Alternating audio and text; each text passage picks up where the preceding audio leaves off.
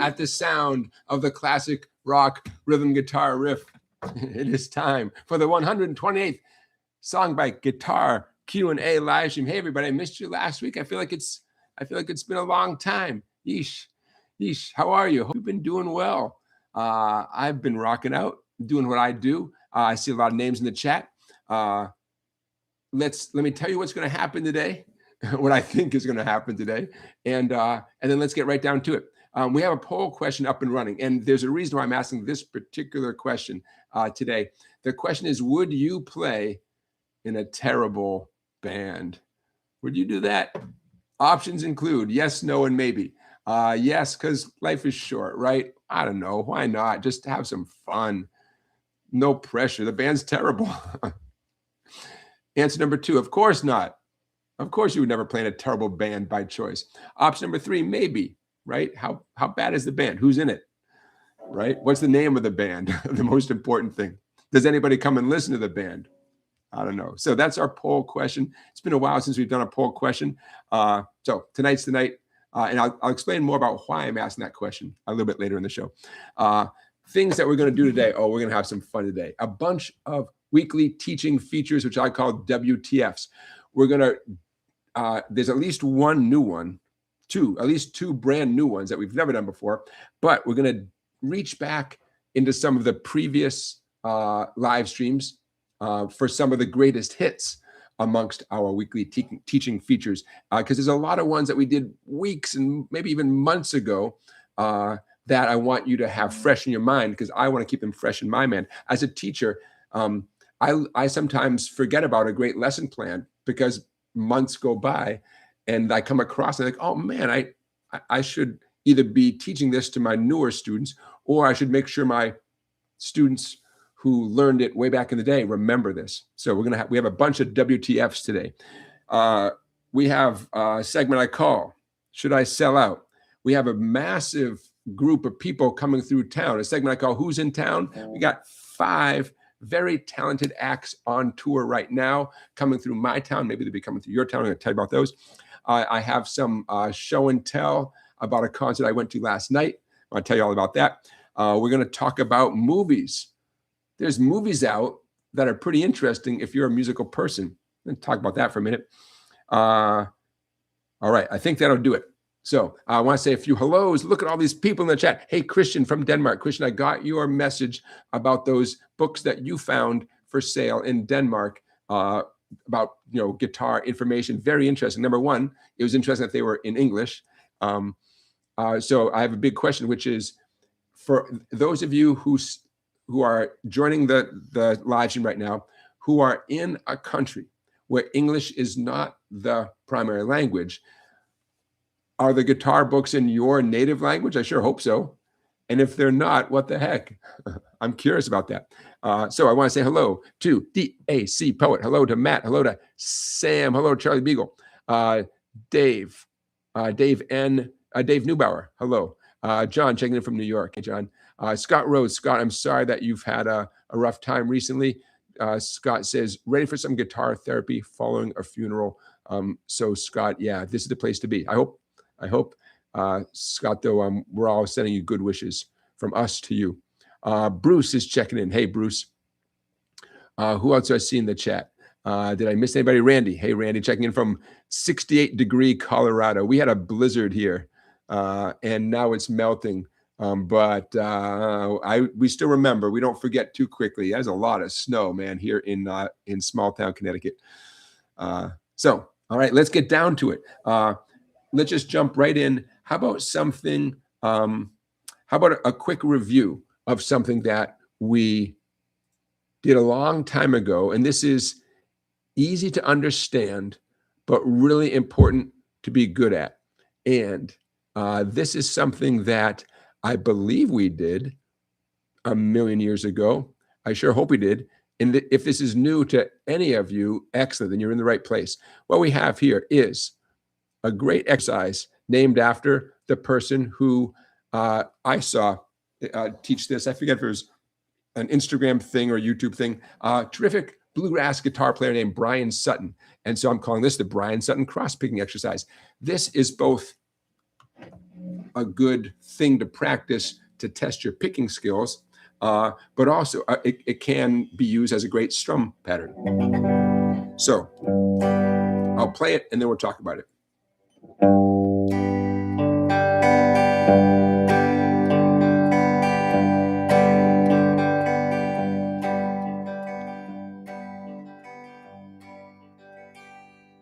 Notice my eyes were glued to my picking hand. Why? Because I don't want to mess up in front of you guys, right? No shame in staring at whichever hand needs the help. Also notable is I have this memorized. Now, it's a really easy thing to memorize, but if you can memorize whatever it is you're working on, you are way ahead of the game, right? Because then you can focus on whichever hand needs your attention the most. Some things are too long to memorize. This is not the case. Okay, so, hey, Stephen, thanks for joining us. And hello, Roger, checking in from Vegas. Hello. So what's the significance here? Bryan Sutton, terrific bluegrass guitar player, like I said, cross-picking. Cross-picking is a pretty big term. I don't want to dig too deep into all the things that get labeled cross-picking. But for those of you who use a pick, which hopefully is all of you, or many, many, many of you, cross-picking in general requires you to be very precise and very fluid with your picking hand. So he illustrated this with a G major chord, so I am too. So grab your G major chord, however you want to do G major, whatever combination of fingers works for you. The fretting hand is not the important thing at the moment. Downstroke on the 6th string. A downstroke on the 3 treble strings. If you happen to hit 2 or 4, doesn't really matter, but shoot for 3 treble strings. Now, here's where the fun begins. Beginning on the D string, the 4th skinny string, down on the D string, up on the 3rd G string, down on the B string, up on the 1st skinny E string. That's the fast part. The downs and ups matter. The downs and ups are the whole point of this. Second most important thing is hitting the right string. Third most important thing is the timing. Slow, slow, slow, quick, quick, quick, quick, slow, slow, quick, quick, quick, quick. Get it? Slow, slow, quick, quick, quick, quick. Go for picking accuracy. Number 1, picking accuracy, right? Including obviously the downs and ups, the right string, all that stuff. Secondly, go for the overall timing. Don't worry about the speed of it. Just remember slow, slow, quick, quick, quick, quick.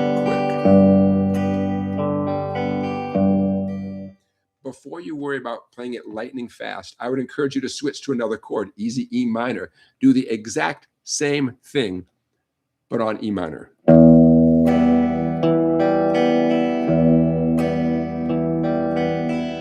Why change to a new chord? To keep your brain engaged. You don't want to zone out and convince your brain this is just some G major chord thing, right? How about A minor? Watch out. On some chords, you are not going to hit the 6th string first. You're going to hit the 5th string first. It sounds better.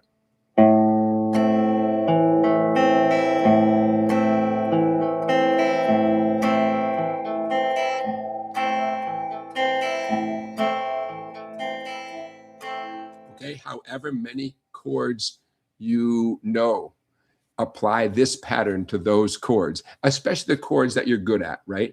You don't want to get all frustrated because you're doing a chord you're not good at and then you're not happy with the sound. That's a different challenge, right? So chords you're already good at. D major. Kind of tricky. If you do it on a D major, I mean, it's not hard, but technically an old-fashioned D major, we avoid the 2 bass strings, and now you're focused on the 4 treble strings. So downstroke on the 4th string, the D string, then a light brush on the 3 skinny strings. Now you need 4 strings and you only have 4 strings. So down on the 4th, up on the 3rd, down on the 2nd, up on the 1st. So everything is very consolidated on the 4 treble strings.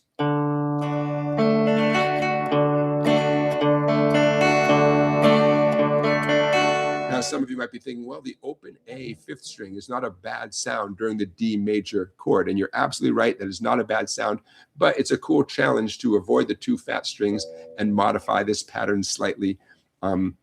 to accommodate the 4 treble strings. Really, the only thing you're changing about what you're seeing on the screen when you do a D major chord is the very first pick stroke is on the D string, the 4th string.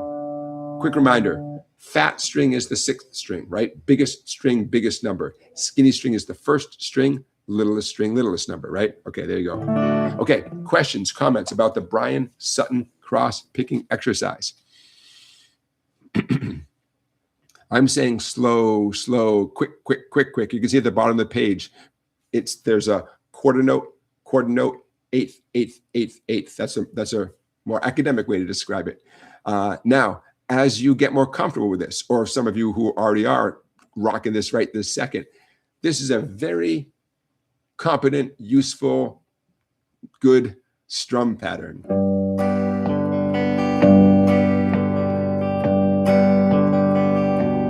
Almost heaven. I could see using this on Take Me Home Country Roads. Almost heaven, West Virginia. This is not what John Denver is doing, but I could apply this strum pattern to a song like Take Me Home Country Roads. You don't have to wait for the right song to come along. Write your own song with that strum pattern, and you won't regret it. Pick a chord, doesn't have to be the G chord. Get this pattern up and running, and then start humming a little tune to yourself. Find a phrase, find a few words that are rolling around in your mind. Okay, you guys are good with that? That's our first WTF, weekly teaching feature of the evening. I believe we did this a long time ago. I hope we did. If we didn't, there you go.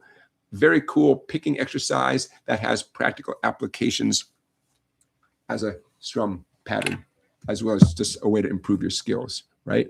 Okay, excellent, excellent. No questions? You guys are good with that? I'm checking out what you guys are saying in the chat. DAC Poet says, I have a guitar book from Cuba that my first guitar teacher gave me in Spanish. Yeah, very cool. Very cool. All right. Charlie Beagle is saying, what would you name the terrible band, this hypothetical terrible band? Yeah, so don't forget to vote. And I won't keep you guys in suspense for too long as to why I'm asking this particular question. Good news is it's not because I'm in a terrible band. As far as I know, I'm not in a terrible band. We'll find out. March 22nd is a Sunday afternoon. March 22nd. I sure hope you tune in right here on YouTube. My friend Clay and I, plus keyboards, drums, and bass, 5-piece band. We are going to be live streaming a show for you. And it's going to be in our rehearsal space, which is a fancy couple of words. It just means a barn. We're going to be playing in the barn for you guys. We're going to be playing about half an hour worth of original material. It's going to be so good. We're working on the songs, but we're also working on the behind the scenes stuff. For instance, we we had a cable company run internet cable right to the barn to make sure that Wi-Fi connection was A+. We're working on the technology. So again, Sunday, March 22nd, probably in the middle of the afternoon sometime, not bright and early in the morning, and not certainly super late at night in terms of East Coast time. It's going to be so cool. Some of the songs have never been performed live before, and a couple of them have in our gigs that we've been doing. Anyway, so stay tuned for more about that. Okay. Let us, of course, we do have a play-along song this week. Did I mention that? We do have a play-along song. Okay, here, I'll keep you waiting no longer. Here is why, there we go. Here's why I'm asking you, will you join a terrible band? I happened to hear about this on National Public Radio recently, and I'm going to share this website with you. If your screen goes black, you know the routine, don't worry. There actually is an orchestra called the Really Terrible Orchestra for the musically challenged. Hopefully you guys are seeing the website that I'm seeing. I will share a link to this website in the description of this live stream. But just so you know, the website is thereallyterribleorchestra.com. So there you go. Who are we? There you go. I'm scrolling up here so you guys can see what's going on. This terrible orchestra has been going on for quite a while. This is not a new thing. And let's see, I'm going to check on this. Who are we? Okay. Who are we? Is that what I'm looking for? Yeah. There are 65 of us now. We started in 1995 with 10 players, and sometimes only 5 or 6 would show up. It began with our envying the pleasure our children gained from music, and nobody else would let us join their band, so we started our own band. So now the piece that I heard on the radio about this was obviously it illustrated how positive the experience was. The pressure's off, right? The pressure's off, and yet it's a chance to show up and do your best, right? There's a conductor, you name it. So personally, I think it's a great idea. I've often thought I would like to play I'd like to join a group, kind of like this, on an instrument that I've never played before, and that would be my, Wednesday night thing, trying to get good at the clarinet, and get so good that I'm too good for the group. How cool would that be? So I think it's a great idea. Remember, why do we play our instruments? Partly because we know it's good for our brains, right? So to the preparation, because presumably you prepare a little bit, even though it's a terrible orchestra, you might be motivated to practice your instrument a little bit to join, whether it's in literally an orchestra or a rock band or whatever. You'd probably practice a tiny bit during the week, right? Then you show up, in effect, then you're practicing with other people. You just might get a little bit better at your instrument, minus a whole lot of pressure, but like I'm saying, music is so great for your brain, to have a chance to use it. Well, they talk about rehearsing fortnightly. I used to know what that means. Someone who knows what fortnightly means, that means every 2 weeks, every fortnight, every 2 weeks. Someone fill me in, someone from the UK, fill me in on what fortnightly means. Anyways, there you go, the really terrible orchestra, and that's what prompted our poll question of the night, which is, would you join a terrible band? And at the moment, we have a pretty interesting mix of answers. So do vote in the poll, and it'll be fun to see how this goes. Now it does exist, the really terrible orchestra. And again, I'll put a link to that website in the description of this live stream. All right. Most of us as kids, if you're lucky enough to play an instrument in the school band as a 5th grader, we played in terrible bands. You've already done it. You know what I mean? You've already done it. You just didn't know how bad it was. So for some of us, it's too late. It's just too late. Check it off. Let's do a little housekeeping. Should I sell out Fiji water? Fiji water keeps bugging me about selling out. I don't know. At a certain point, I'm going to have to reply to their emails. They want me to tell you to buy their product. And, at a certain point, I do need water. So, although the local coffee shops would argue with that, but I do need water now and then. Who knows, man? Who knows? Boom. Done. Okay. Who's in town this week? 5 in just the next 7 days or so. The Celtic tenors singing their Celtic hearts out. They're coming through town. The link for one of their videos that I'm going to put in the description of this live stream is a performance of the song we're going to do tonight for the play along song of the week. It's actually a link to their web. The first song that you see on their website is them performing tonight's play along song. Who else is coming through town? A father-son combination of Nathan and Noah East. Nathan East, many of you might recognize that name as a bass player. He was in a band called Foreplay. And in the link in the description of this video, I'll put a link to a YouTube video of the father and son doing a very cool version of Yesterday by the Beatles. Organ, and bass guitar. So they're on tour, Nathan and Noah East. Blues guitar player D.K. Harrell, Harrell. He's coming through my town. Maybe he's going to be coming through your town. Pokey Lafarge. Pokey Lafarge is coming through town. Retro Americana. He's labeled that way. I'll put a link to one of his videos in the description. And terrific bluegrass band named Della May. They're also coming through town. 5-piece, all-female bluegrass band. Very cool. So 5 awesome acts.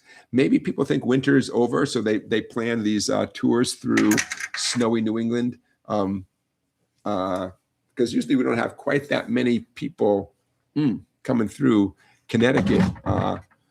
But they are now. So there you go. All right. Hey, let's just keep learning stuff. Why not, right? Why not? I have an idea. Let's do something that I had never heard of, but now that I have, I think it's pretty cool. It's a certain chord progression. For those of you who are songwriters, don't go anywhere. You're going to want to hear about this. For those of you who want to be prepared to play songs, don't go anywhere, you guys either. Okay, this chord progression has a nickname. The nickname is the Royal Road chord progression. And I sure thought I did it. Okay, I'm gonna tell you what the chord progression is instead of putting it on the screen.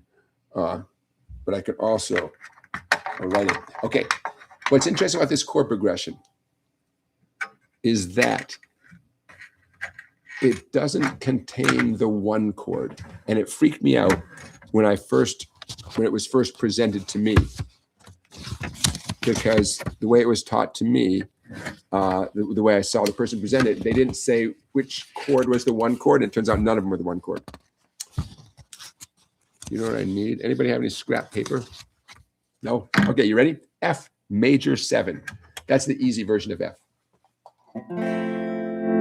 It's the F chord where you do not bar anything. Open skinny string. Right?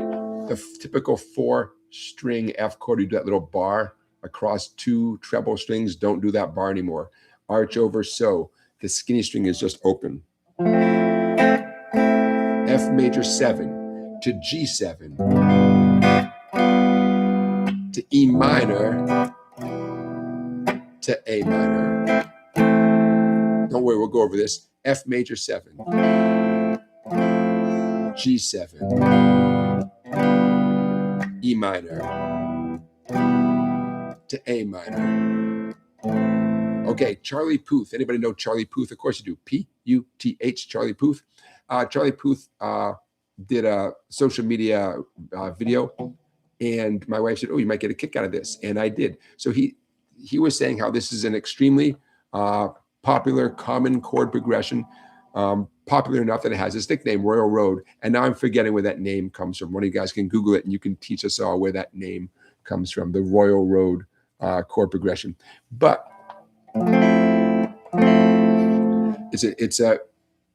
I want to know any chord progression that is successful enough to have its own name, you know?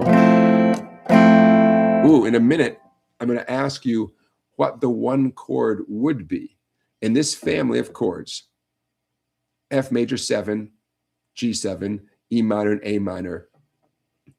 The 1 chord is missing. It's not one of those I just said. But if you've played guitar long enough, you can take an educated guess as to which chord would be the 1 chord. So for instance, if this was, say, the verse of the song, and for the chorus, you want to go to the 1 chord, my question to you is, what is the 1 chord? So don't get hung up on the fact that it's F major 7. For our purposes, you just consider it an F chord in terms of solving this puzzle. And don't get hung up on the fact that it's a G7. Just imagine it's a G. You know, my point is, don't let that hang you up. Plus E minor, plus A minor. So what would the 1 chord be? Take an educated guess. The name of the 1 chord is not one of those names. It's not like, E major or F minor or whatever. Who knows?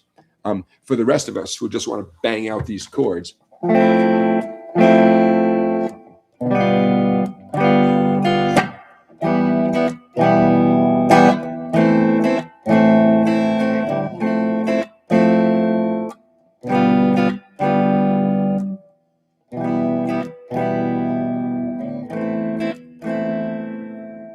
you think? It's an interesting sound. It's kind of a dreamy sound because there's no resolution to a one chord.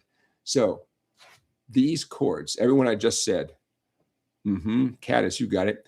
Every chord I just said right here. And again, I'm presenting it to you the way it was presented to me.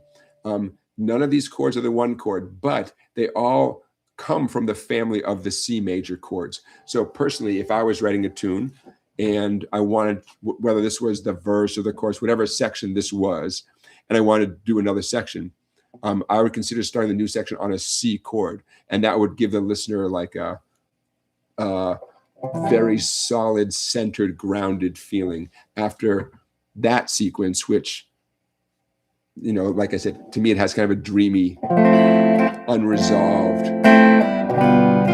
kind of sound.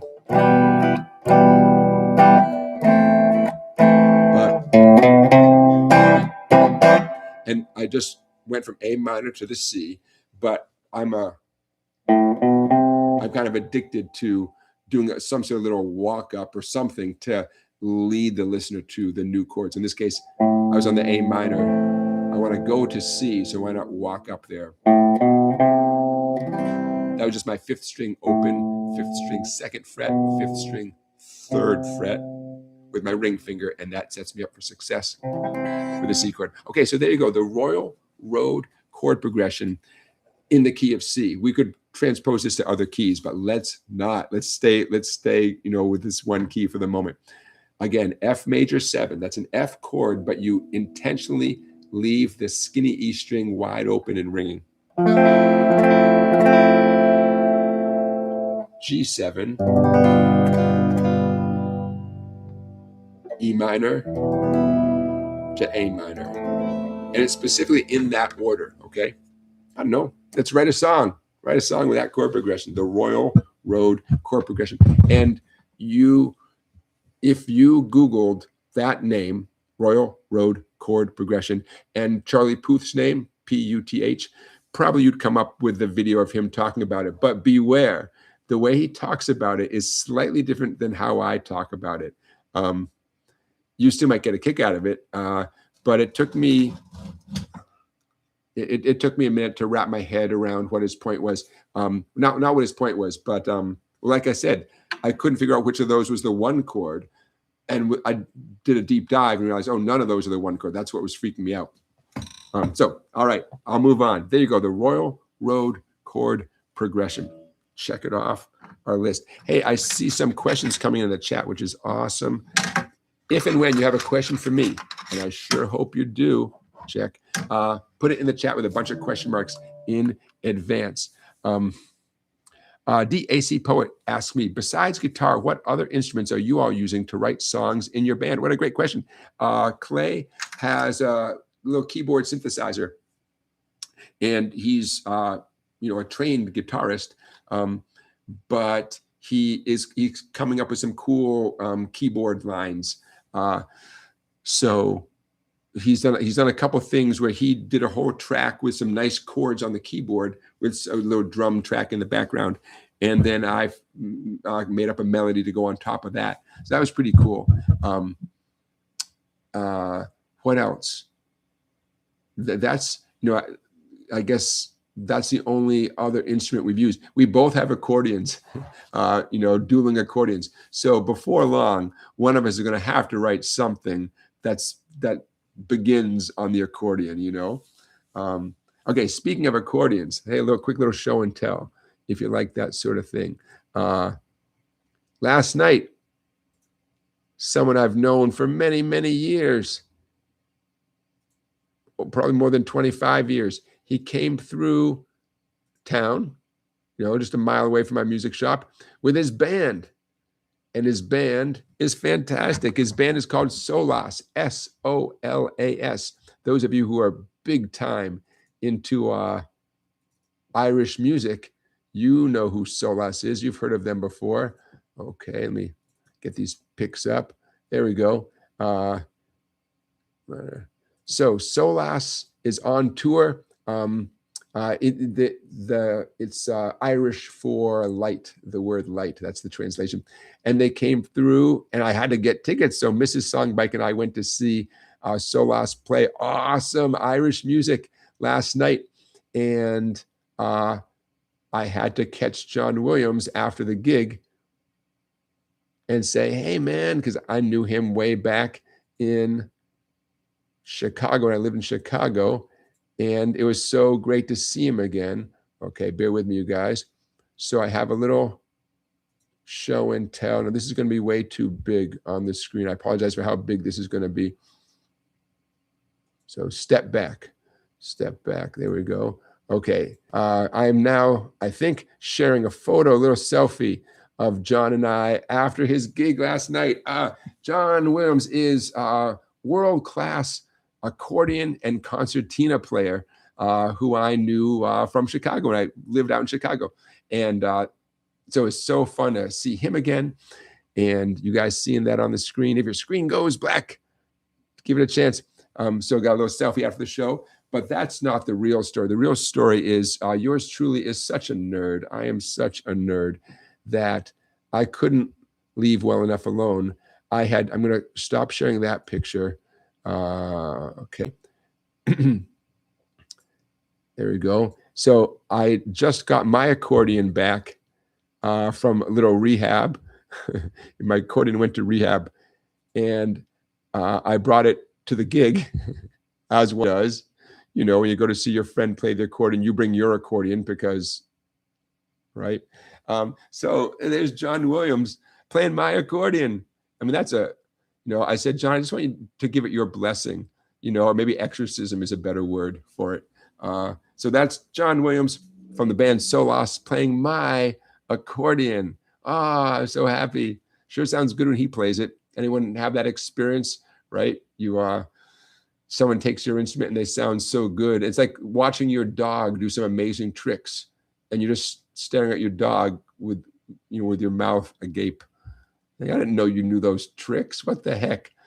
So that was our fun night last night, me and Mrs. Songbike, and it was fun for lots of reasons, including like I said, getting my accordion baptized. I don't know, whatever you want. I think exercise is the word. Exorcised, exhorted, exercised. I don't know. He gave it a workout, and it makes me so happy. So there you go. That's my show and tell. Big night on the town here in small town Connecticut. Anyways, they're playing in Northampton, Massachusetts tonight, but they're on tour all over the country. So if you got the Irish spirit in you and you want to hear a really, really good, it's essentially an all-star band, you know, I recommend them highly. Okay, there you go. Hey, let's do our play-along song right now. Why not? Right? Why not? Now is as good a time as any. Our play-along song of the night. We're continuing with our Irish music theme. With St. Patrick's Day not too far away. Okay, bear with me. There we go. Not that one, not that one. That's the one we want. Okay. And coming at you, our play-along song of the night. Whiskey in the Jar. Classic tune, classic tune.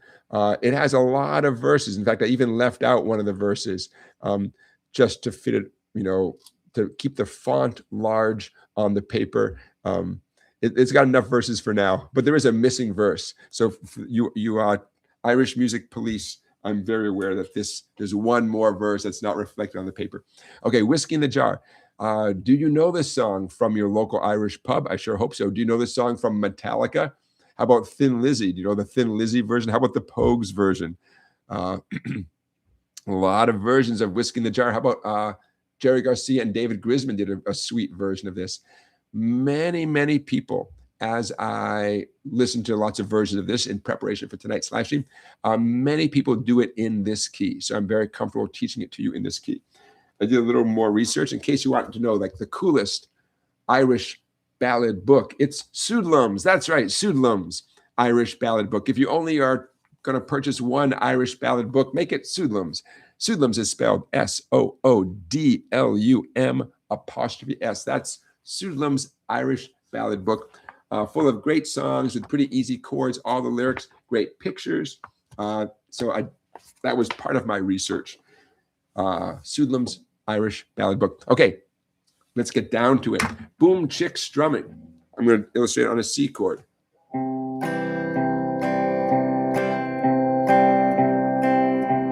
Keep it simple, right? Boom chick, boom chick. Could we go faster? Sure. Are we gonna? Nope. Maybe a little bit faster. I might rev it up a little bit as the song goes on. Boom chick, boom chick, boom chick. Keep it simple. If you want to sound really organized, you could dampen out the strings after the strum. Especially those of you playing electric guitar, you want to stay in control of your electric guitar. Acoustic guitar, it's not quite as important, but it's still a good thing to be aware of, you know. You should be capable of muting the strings after a strum. Okay, so boom chick strumming. What do we have here? Sorry, there's F chords. You can't avoid them forever. Good news, play F however you want to play F. Whatever your go-to F is will determine the boom. It could be on the 4th D string. It could be on the 5th A string. It could be on the 6th E string. You decide. It all has to do with however you are going to play the F chord tonight. What else can I tell you? G. You know, I'm going to push you to do G with your middle ring and pinky. Why? Because that's the best way to do G when it follows any kind of F chord. And it's certainly the best way to do G when the next chord is C. All right. So I won't belabor the point because I've done that in the past, but I highly recommend doing G that way for lots of songs, including this one. This song has a verse. It has a chorus. It has a lot more verses, which I did illustrate. It has a bunch of choruses that are the same as the first chorus. So that's why you just see those capital letters just says chorus. You're going to go back to the chorus of the tune. You know, I like getting as much as possible onto one page, and that is why I didn't write out the lyrics of the chorus every single time. No need for a capo. What else? Those of you who don't use a pick and you're most comfortable playing with your bare fingers, you could just do a thing where your thumb does the boom. Nice downstroke from your thumb. I'm on a C chord now. And then just a light brush. I'm using my fingernails. I'm brushing down towards the floor. That can work too. If you want to alternate the bass strokes, don't let me stop you. But that's beyond the scope of this lesson, this play along song, but you're welcome to. Last thing before we start, I'm going to start slow, but maybe I will speed up a little bit as the song goes on. And I'm probably not going to be able to help myself from doing a few little bass note runs. You know, so I'll throw those in towards the end. Don't let that distract you. Okay, I'm ready if you're ready. I'll see you on the other side. As I was going over the far famed Kerry Mountains, I met with Captain Farrell and his money he was counting. I first produced my pistol and I drew my rapier, saying, "Stand and deliver, for you are my bold deceiver, mushering Durham da." Whack fall the daddy-o, whack fall the daddy-o, there's whiskey in the jar. I counted out his money and it made a pretty penny. I put it in my pocket and I gave it to my Jenny. She sighed and she swore that she never would betray me, but the devil take the women, for they never can be easy, mushering Durham da. Whack fall the daddy-o, whack fall the daddy-o, there's whiskey in the jar. I went up to my chamber for to take a little slumber. I dreamt of gold and jewels, and for sure it was no wonder. But Jenny took my charges and she filled them up with water. Sent for Captain Pharaoh to be ready for the slaughter. Mushering-um-dur-um-da. Whack fall the daddy-o, whack fall the daddy-o, there's whiskey in the jar. It was early in the morning, just before I rose to travel. The guards were all around, and likewise Captain Pharaoh. I then produced my pistol, for she stole away my rapier. I couldn't shoot the water for a prisoner I was taking. Mushering-um-dur-um-da. Whack fall the daddy-o, whack fall the daddy-o, there's whiskey in the jar. If anyone can save me, it's my brother in the army. I heard he might be stationed in Cork or in Killarney. And if he'd come and join me, we'd grow roving in Kilkenny. I swear he'd treat me better than my darling sporting Jenny. Mushering-um-dur-um-da. Whack fall the daddy-o, whack fall the daddy-o, there's whiskey in the jar. Hey now. All right, so we sped up a little bit. Did you keep up? Why not? Why not? Boom, chick, boom, chick, boom, chick, boom, chick. Okay, questions, comments. Those bass note runs that I did are not super hard. Physically, they're not hard. What's tricky is doing them in the heat of the moment, sort of being ready for them, you know, on paper. There's nothing to that, right? Boom, boom, boom, boom. It's all about being ready for it, you know. Ring-um-dur-um-da, boom, boom, boom, boom, whack fall the daddy. Same thing with the C up to the F, the C run. Nothing hard about it. It's doing it in the heat of the moment without interrupting the beat of the song. Remember we did the ultimate bass note runs back in the day? Yeah, we should do some more of those. We should review those someday. Okay, there you go. Matt likes the Thin Lizzy version. Hey, nothing wrong with that. As I'm going to stop sharing here. By the way, everything I put on the screen, I think, is available right now, on my website, song-bike.com. Oh, by the way, I just posted tonight the 150th PDF, like what you just saw, on my website. There's 150 of those. So for those of you who are already members, I thank you. And, you know, go to town, have a ball with those 150 lesson plans, basically. For those of you who are not a member, it's easy to get access to all that stuff. It's $9.95 a month, $9.95 a month. And you get access to all the PDFs, all the things that we talk about during these live streams. Some of you might know this as Metallica's version, right? Who did I see mention the other version? Oh, the Dubliners. Christian, yeah, the Dubliners version. Yeah.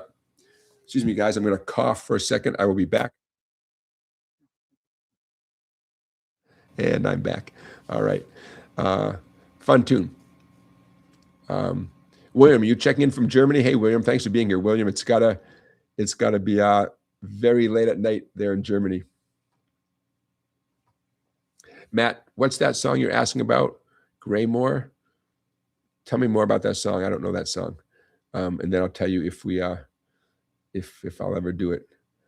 Steven says, what is harder? What is easier, organ or guitar? Oh man. Well, you know, organ, there's a lot going on with organ because you play it with your feet, right?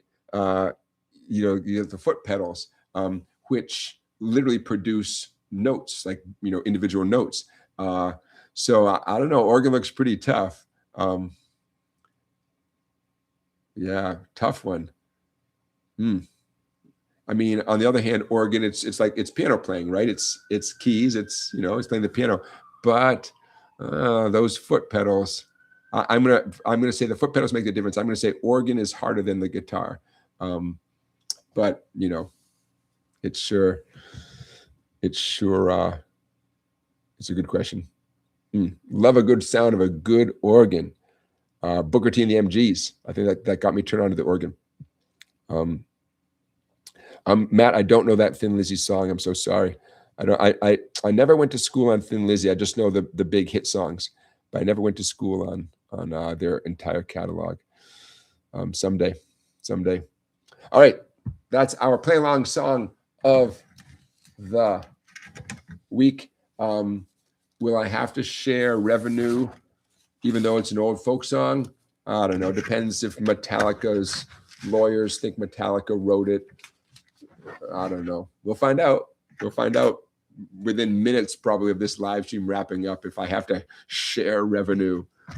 All I can tell you is half a zero is still zero, my friends. Just kidding.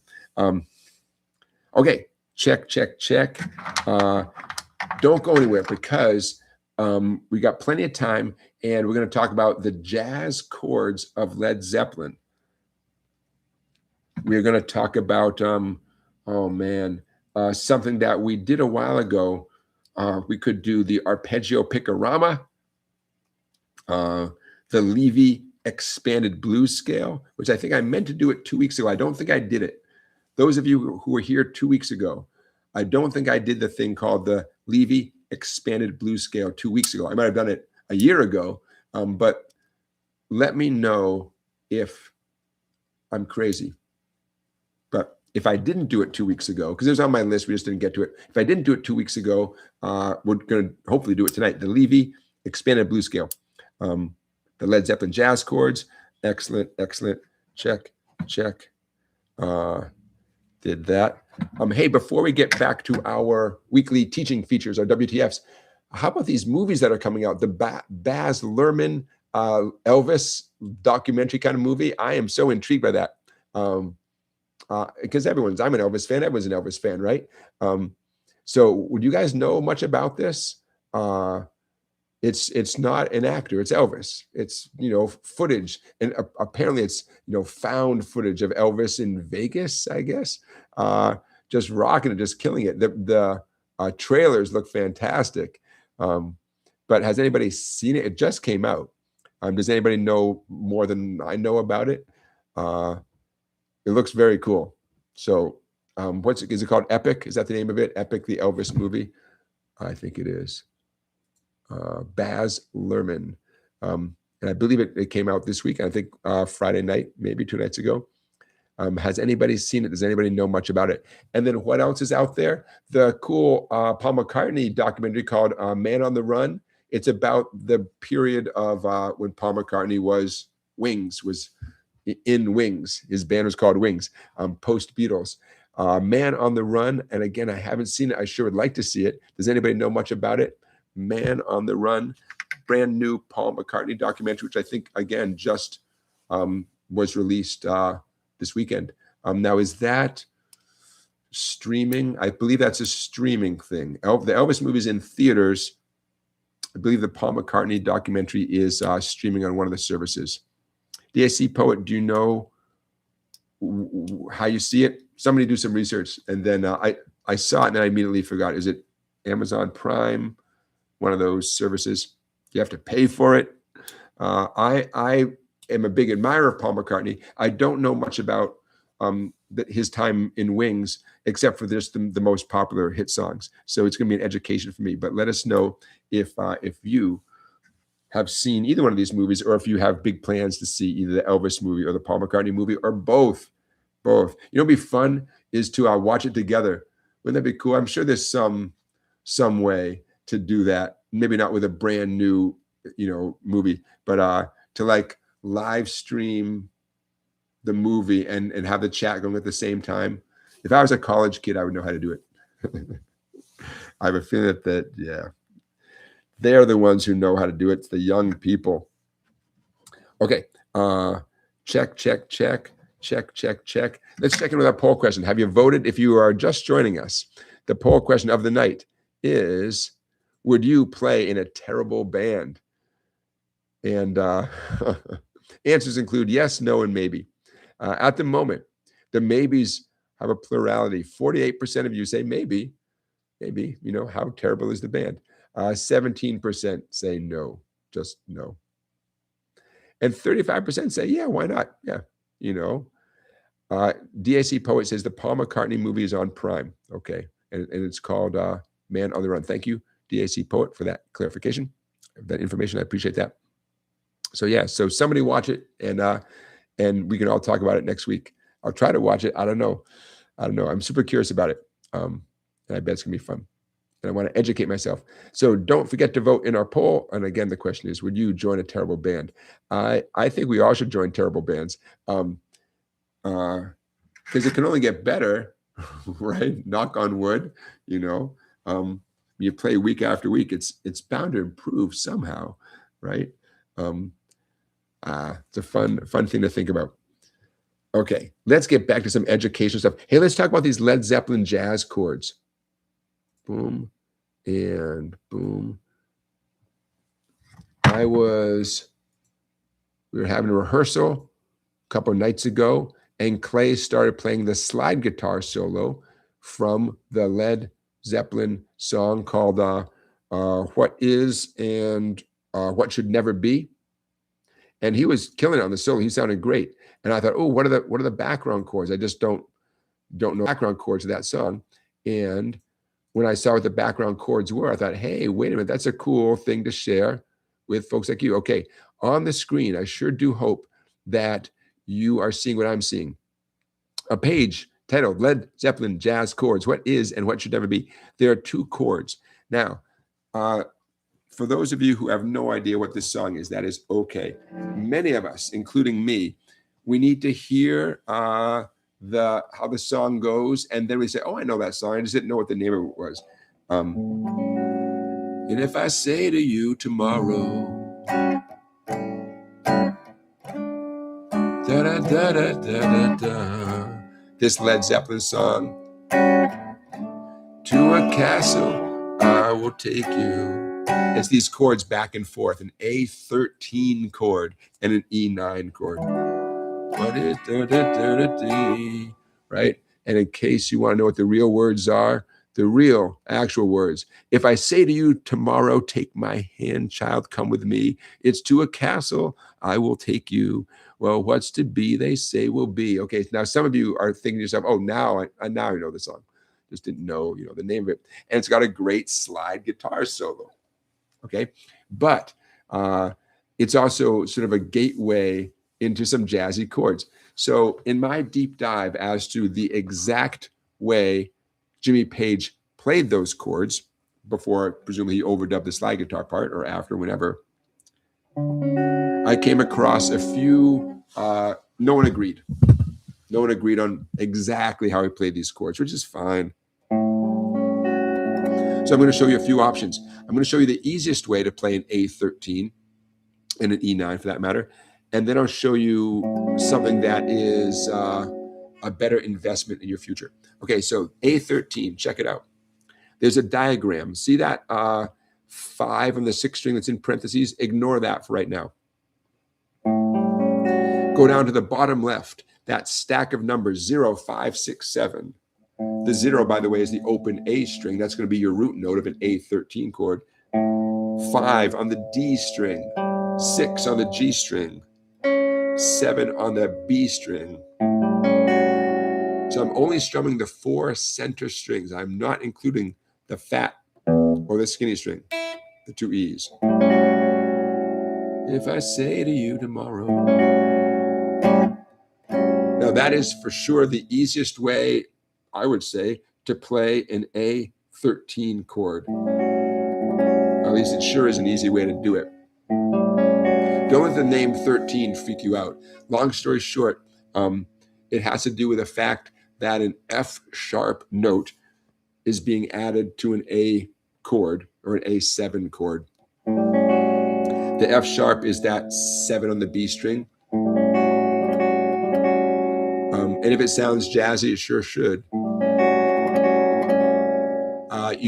Technically, if you were to play along with Led Zeppelin, you basically do 4 steady strums on that chord, and then 4 strums on the E9, which we'll get to in a second. Now, consider that a starting point. That's a pretty easy chord. It's unfamiliar to most people, right? I get it, but it's not a hard chord, right? 5, 6, 7. Now, a better investment in your future, especially if you, number one, want to play some jazz someday, or number two, just want a workout, and we all should want a workout, right? Okay, here's what I recommend, especially since that first way is so easy. Index finger, 6th string, 5th fret, that's the one that's in parentheses. That's the note A. So instead of using the open A string, we're going to use this.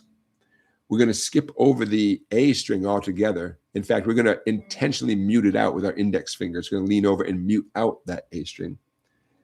And now your middle ring and pinky are going to do that 5, 6, and 7. Middle, 5 on the D string. Ring, 6 on the G string. Pinky, 7 on the B string. Now, this is harder. Why would I encourage you to do something harder? Not just for the challenge of it, although that's a good reason. This A13 can become any 13th chord just by sliding your entire grip to new places. You have to maintain the integrity of the chord, right? Anywhere you go, you have a 13th chord. Long story short, this way I'm showing you right now is a closed position chord. The first way I showed you incorporated the open A string, so that would not be called a closed position chords. And closed position chords are mobile. They can be moved anywhere, and that's an excellent reason to invest the time in getting good at those. Okay.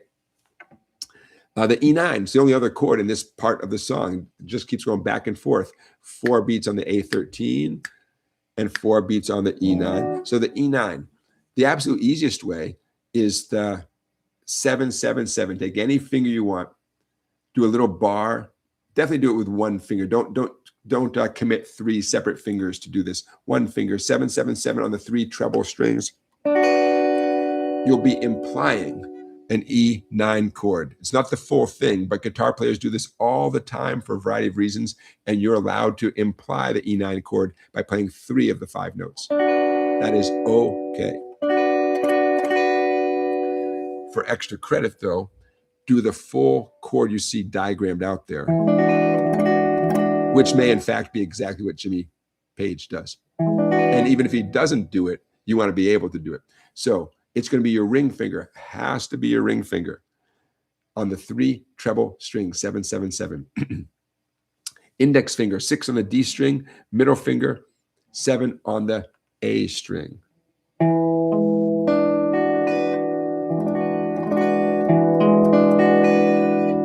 Not easy. Not easy to get them all to ring clearly. If you're like me, the 4th string really feels like it's about to get dampened out, or it is getting dampened out by the middle finger.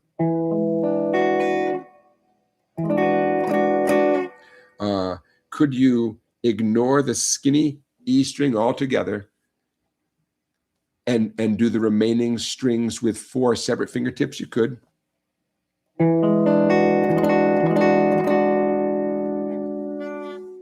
I know it's hard to see me because I'm just like a little thumbnail in the corner of your screen.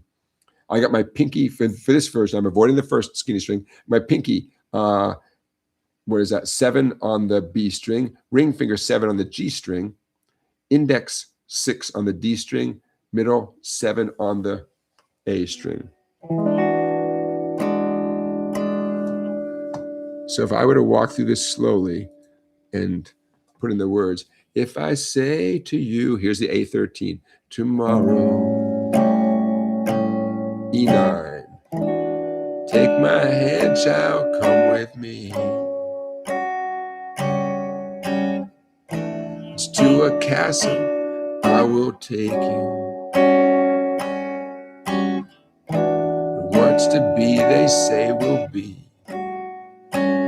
And then those of you who know the song, that's when the song kicks in, they begin rocking out and going crazy, et cetera, et cetera. Okay, so a little dip into the world of jazz chords.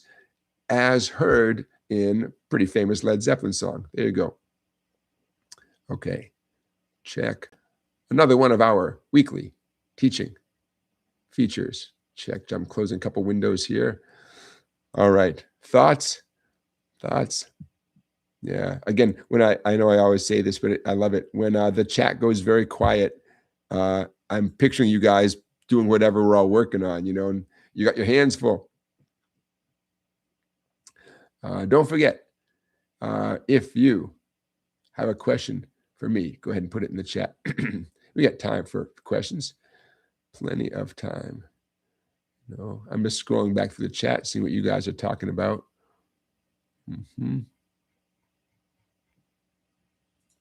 All right. Excellent. You are watching A Weapon of Mass Instruction, my friends. That's what happens most Saturday nights here in small town Connecticut. A Weapon of Mass Instruction known as the SongBike Guitar Q&A Livestream. Hey, give me a follow on Instagram or Facebook. Just do a search for the term SongBike. You'll see either my smiling face or the logo, the SongBike logo. That's how you know you found me. When you follow me on Facebook or SongBike, I mostly post stuff that relates to this live stream and mostly guitar related stuff. I don't post that often, so I think I feel pretty confident saying I won't clog up your social media feed with crazy stuff. But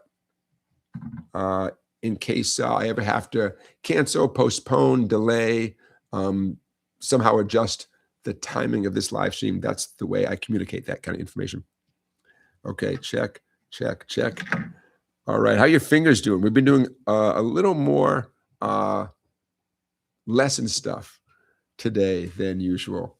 That's because I dig it. Okay, hey, how about this? Let's do something kind of, I don't want to say this is easy, but this is not anything that's going to tax your fingers in a hard way. This is for your fingers and your brain a little bit.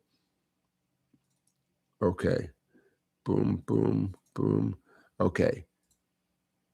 Stand by. On your screen will soon appear the Levy Expanded Blues Scale. This is fun. Those of you who have a looper or who would consider getting a looper, this might be a good time to a good chance to use your looper or a good excuse for getting a looper. And I'm going to put my money where my mouth is, and let's see if I can make this happen.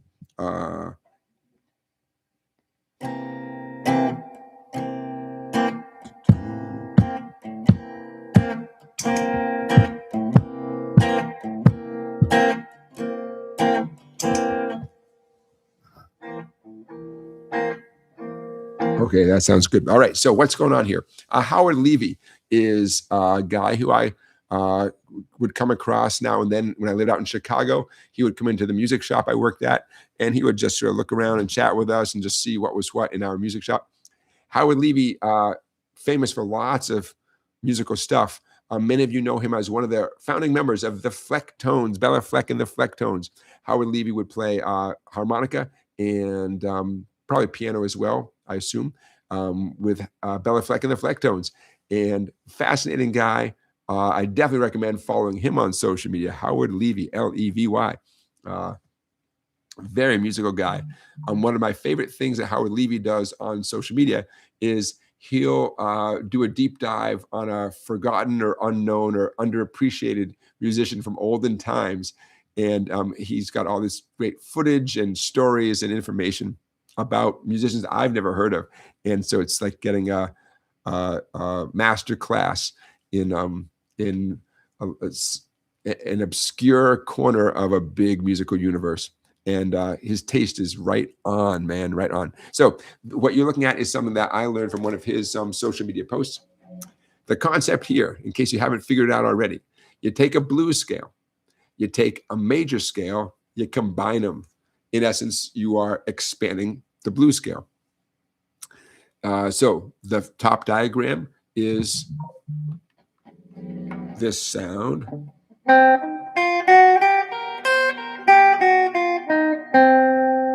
That's the C blues scale in 5th position. C major scale in 5th position. If you combine them,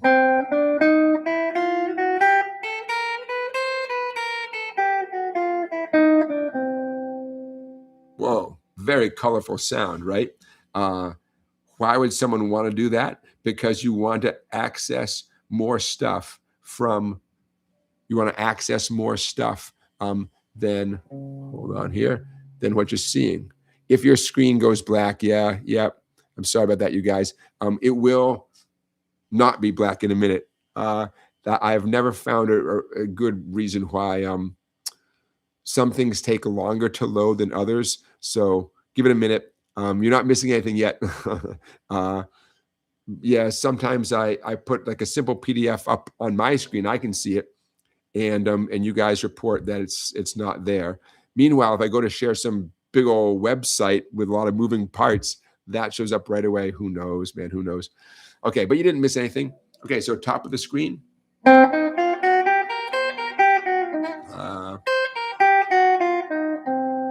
Just a classic, basic blues scale in the 5th position. Quick reminder, when I say 5th position, that indicates where your index finger, your first finger, should be hovering, right? And anytime you need to play the 5th fret, it's going to be your index finger playing the 5th fret notes on any string.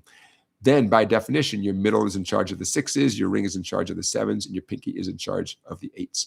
So this entire page, you'll be playing in 5th position. That's all. Sounds like a bigger deal than it is. 5th position. Just get your index hovering around the 5th fret and have all your other fingers ready to go on the 6th, 7th, and 8th frets. Okay, the C major scale.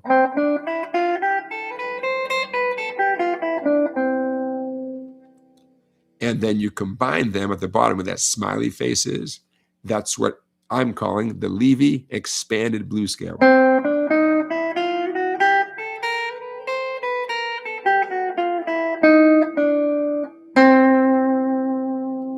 And again, why would you want to do this? Because, it's all those colors. It's like you have a palette with a lot more colors, you know? It's going to be a juicy sound. I'll get it going with the looper in a second. Why would you want to do this? Lots of reasons. I thought you'd never ask. Number one, it's just a cool workout. You know, scales are awesome. Scales are how you get to know your instrument. And there's so many scales out there in the world. Here's 3 of them: blues scale, major scale, and this expanded blues scale. Great for hand-eye coordination, great for your memory, great for everything. Down-up picking with your picking hand. Definitely do down-up picking. Notice there's nothing on here that's physically hard, right? Not like a 9th chord or whatever, you know? So I got my looper here doing a C7 chord.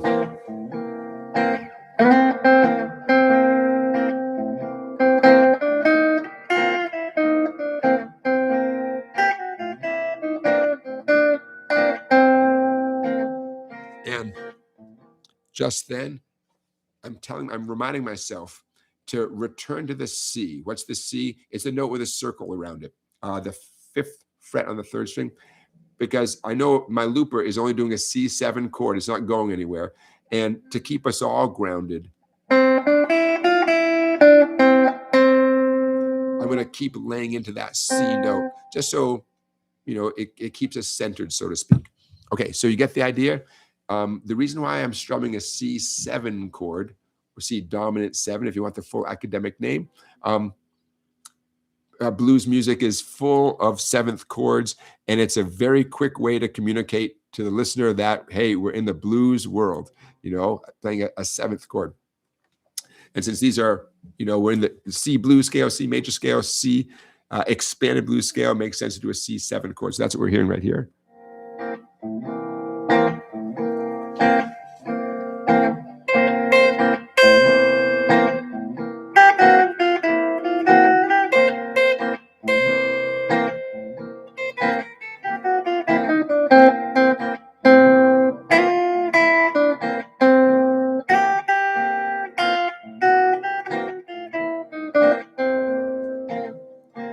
Now, what would it sound like if I kept the C7 chord looping there and I just did the C blues scale, the top one?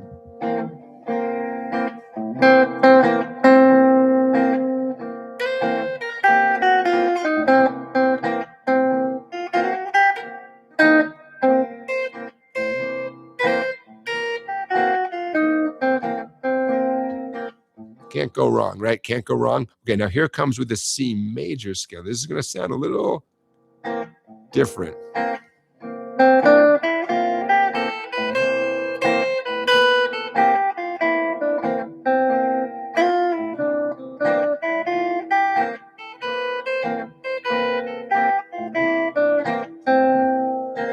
Now, to my ear, that doesn't quite work. Like, I want it to work, but no. But now we combine them.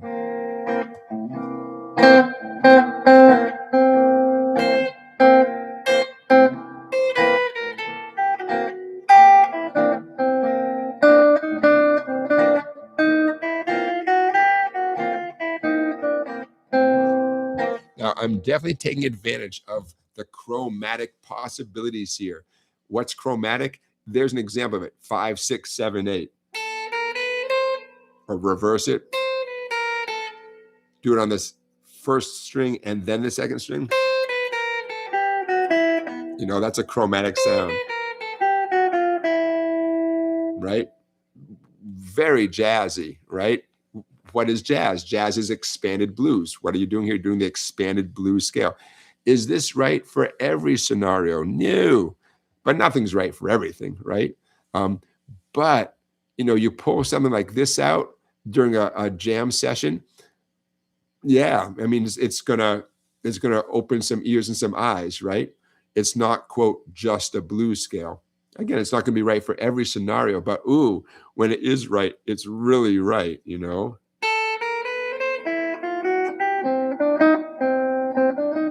Okay, I could just keep doing this. I'm gonna put a cork in it for the moment. Now, this is just fun to practice, period. Just for the sake of doing it. You wake up in the morning, you got to get your hands warmed up. Why not do this page right here, right? But those of you who have either a looper, don't forget, you can just record yourself on the phone. Just record yourself for a good, you want to do it for a solid 60 seconds or 2 minutes, however long you can stand to strum a C7 chord. If you don't have the looping possibility. Those of you who use the voice memos part of your phone, I have a Samsung Galaxy, and hold on here. They call it voice recorder. And let me just make sure I know what I'm talking about here. Because if Samsung does it, Apple does it for sure. I can record, say, 12 seconds of me doing what I just did. But then I can, with this app, I can, you know, set it to loop, basically. So if my phone can do it, yours could probably do it too. Save money on a looper, right? You can save money. Okay, questions, comments about that? Like I keep saying, at a minimum, it's a way to get your fingers warmed up. But best case scenario, you pull this out of your hat next time you're playing with someone. Hey, ideally, you got a buddy who's there strumming some chords with you. You know? Ooh, and the final test. Move it to a new key.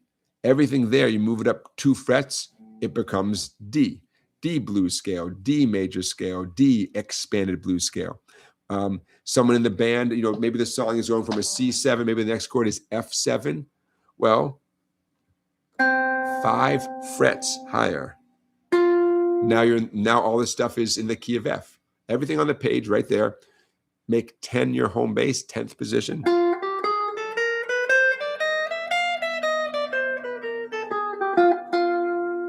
So don't let chord changes throw you. Just move your hand up. Long story short, you want to find the root note either on the 3rd string, the G string, or the 1st string. Notice how the 8s on the 1st string on the diagrams, those are circled as well because those are also the note C. Okay, you get the idea. Good times. Now, this, what you're looking at, is, I'm going to stop. I believe we did it a long time ago, but in case we didn't, there it is. You know, you got it. And if that's not already on my website, it will be super soon. I'm going to check it right now because I really should know these things. You know.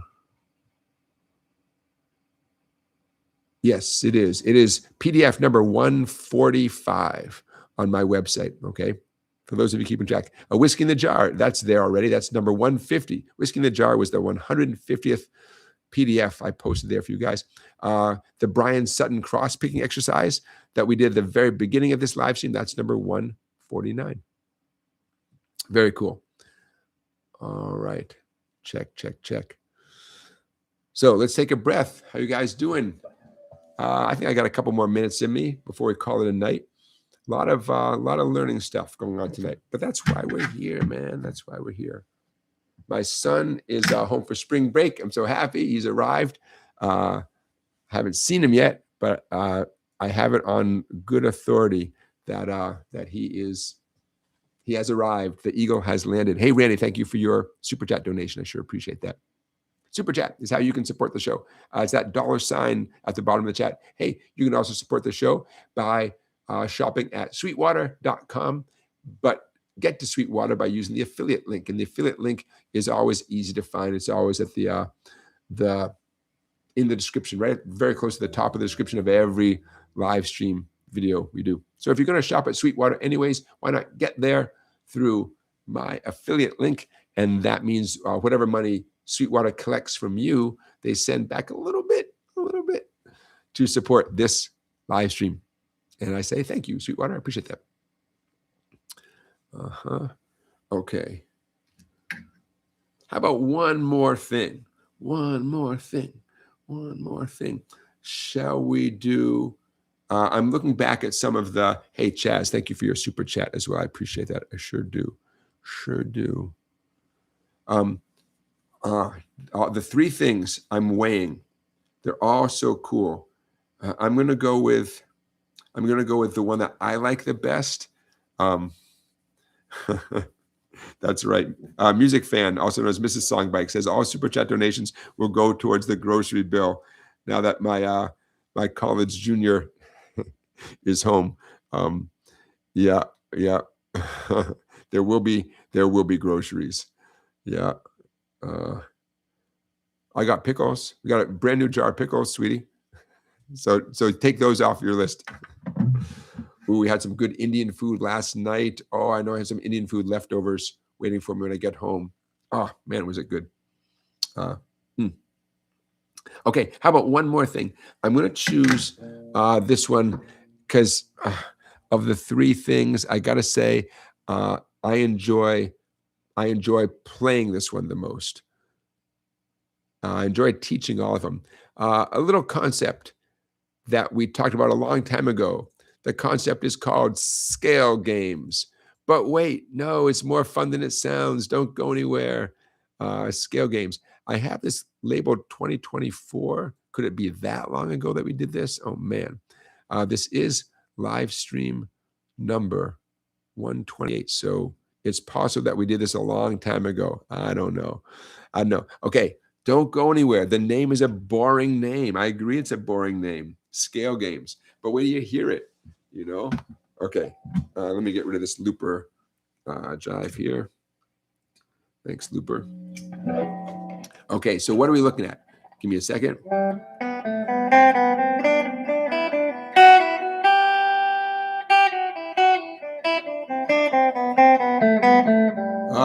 I just like playing this. I like teaching it too, but I just like playing it.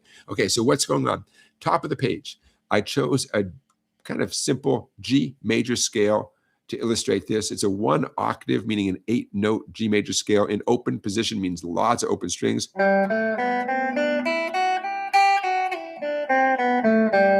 If you want to be a pro, and I know I do, you must alternate down, up, down, up, down, up with no exceptions. You must use your index finger anytime you need a first fret note, your middle finger anytime you need a second fret note, and your ring finger anytime you need a third fret note. By being consistent with your fretting fingers, by being consistent with the downs and ups, you're going to get so good at this scale.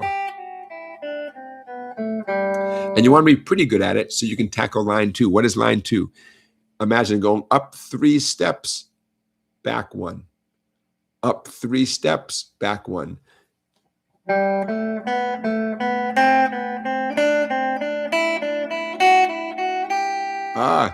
It's like a much more melodic way of practicing scales, of playing scales. I could just keep doing this. I'm going to stop. Okay, so this, I've seen people cruise through this as if it's no big deal. I've seen other people struggle with it a little bit. But in general, I have to say, I found, because I teach a lot of students, right? I found people got the hang of this way quicker than I thought they would. So in general, that's one reason we're even doing it right now, because even if you think it might be a little bit tough, that's okay. You're going to get it quicker than you think you are. It really, really, really helps to be good at the top of the page first, or at least to be comfortable, to be familiar with it, you know? So do you get the idea how we're going up the first 3 notes, like do, re, mi? I'm looking at line 2 right now. Do, re, mi. And then it's like we're going back to the do, re, mi, do, re, mi, fa, solfege. It's not my thing. You could say first note, second note, third note, second note, third note, fourth note, third note, fourth note, fifth note. It's such a great sound. Okay, so in my mind, this is one of those exercisey things that on paper just looks like a jumble of notes, and the name at the top of the page is not particularly interesting, but you get halfway good at it, and it sounds like something. And I predict that it's likely that you get good at it, and someone hearing you play might say, "Oh, I like that. What is it?" Because it sounds like it could be something, right? You can do this with any scale. And it doesn't have to be, 3 notes back 1, 3 notes back 1. But I'll say this, an odd number is good. 3, 5. If I did 4 notes and then, I don't know.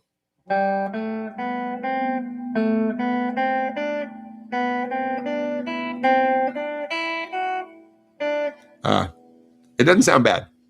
I'd have to stop and think about it. I have to use my brain. I'm trying not to use my brain. Anyways, it's a very cool exercise. You know, I did not invent this. Should you take saxophone lessons someday, violin lessons, your teacher will have you do this exact thing. So I optimistically call this Scale Games. It's available on my website, and it's labeled Scale Games in the PDF section. Just a very cool workout. Those of you who find this easy, good for you. Those of you who find it a little bit tricky, hang in there. You'll get it. You'll get it. But I'll say it one last time.